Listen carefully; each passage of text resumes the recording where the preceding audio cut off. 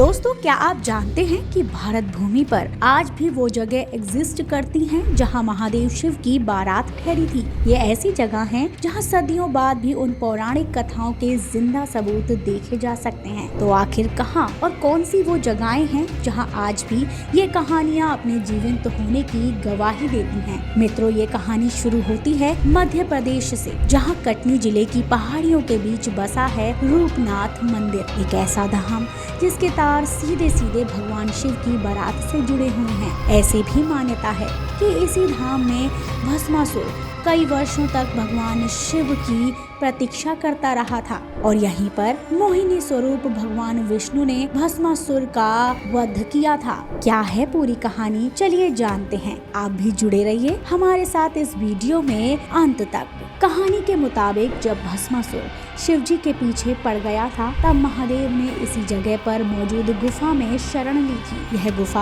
आज भी यहाँ पर स्थित है। जब भस्मासुर को ये पता चला कि भोलेनाथ यहाँ पर ठहरे हुए हैं, तब वो भी यहीं आ गया। फिर महादेव इसी गुफा के रास्ते होकर आगे बढ़े और जागेश्वर धाम की ओर निकल पड़े। रूपनाथ में मौजूद शिवलिंग को स्वयंभू शिवलिंग भी कहा जाता है। लोक मान्यताओं के अनुसार जब भगवान शिव यहाँ से आगे बढ़े, तब यह शिवलिंग धरती से अपने आप प्रकट हुआ था। इसके पास ही एक विशाल जलहरी है, जिसके बारे में ये कहा जाता है कि यहाँ कभी शिव साक्षात विराजते थे। यहीं मौजूद प्राकृतिक झरनों को उस स्थान के रूप में जाना जाता है जहाँ शिव और माता पार्वती ने शिव बारात में निकलने से पहले स्नान किया था। बारात के बाराती भी इसी कुंड के पानी का इस्तेमाल करते थे। धाम में प्राचीन ब्राह्मी लिपि वाले शिलालेख भी मिलते हैं, जिन्हें सम्राट अशोक ने जोड़ा था। माना जाता है कि अशोक बौद्ध धर्म के प्रसार के लिए यहाँ आए थे। रूपनाथ के ठीक सामने माता पार्वती का सुंदर मंदिर है। कथा के अनुसार यहीं बैठकर देवी पार्वती भगवान शिव की प्रतीक्षा करती थी, क्योंकि वे जानती थी कि शिव इसी गुफा से बाहर आएंगे।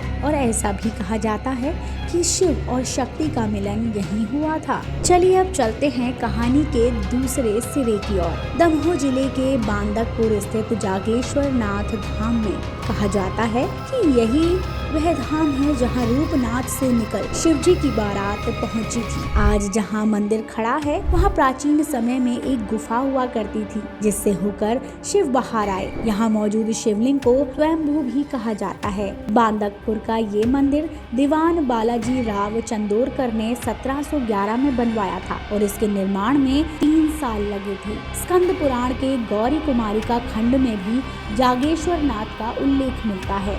सबसे अद्भुत तथ्य ये है कि जागृत शिवलिंग हर साल थोड़ा थोड़ा चौड़ा होता जाता है। इसके पीछे का निश्चित कारण क्या है, ये तो आज तक वैज्ञानिक भी नहीं जान पाए हैं। मान्यता के अनुसार भस्मासुर यहीं आकर शिव का इंतजार करने लगा था। कहा जाता है कि माता पार्वती भगवान शिव के गणों के साथ रोहिणिया पहुंची और जागेश्वर धाम से शिव भी बारात लेकर रोहिणिया पहुंचे, जहां दोनों का दिव्य विवाह हुआ। आज भी लोग रोहिणिया पहुंचकर विवाह रचाते हैं। मान्यता है कि जो भी जोड़ा इस विवाह लोक में शादी करता है, उनका प्रेम जन्म जन्मांतर तक बना रहता है। दोस्तों, आपको ये कहानी कैसी लगी, कमेंट करके हमें जरूर बताएं और ऐसी ही पौराणिक और रहस्यमयी किस्सों के लिए हमारे चैनल से जुड़े रहें। हर हर महादेव।